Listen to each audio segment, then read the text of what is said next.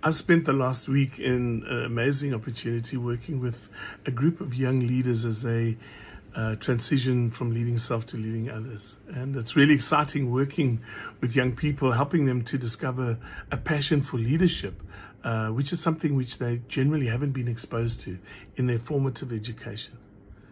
One of the topics we covered is my new favorite topic, and that is the whole construct of intrinsic motivation. I know it's been around a while, but as opposed to extrinsic motivation, external motivators, bonuses, compliments, Kentucky on a Friday.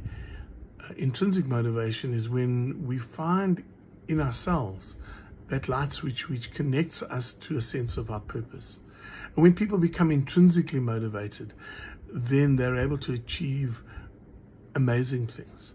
Now, this group of young leaders have all got to a leadership position.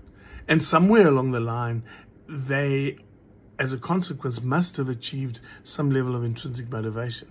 So the question is, who touched their lives? Well, we discussed this and I asked them to feedback, and my word, the stories I heard were just absolutely spectacular. Stories about a mother who brought up 7 children in the townships and inspired each one of them to pass matric and go on to college. Stories of a father at his deathbed challenging his son to look after the rest of the family. Stories of a young man whose sister had become the first graduate in their household and inspired them to take the next step. These stories went on, very humbling and beautifully pure, in the sense that people had really positively impacted on these young people's lives. And when you trace back, that's really exciting. Now, linking this to leadership, it must be true that as a leader, I have the opportunity, potentially, to switch that light switch, to actually help the people that I'm privileged to lead to become intrinsically motivated. And isn't that an amazing opportunity?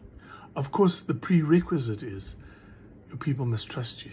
If they don't trust you, then achieving intrinsic motivation is highly unlikely. But if they do, if they really trust that you have their best interests at heart, that you know what you're doing, and you're consistent in the way you treat them and treat others, then there should be an openness to your influence.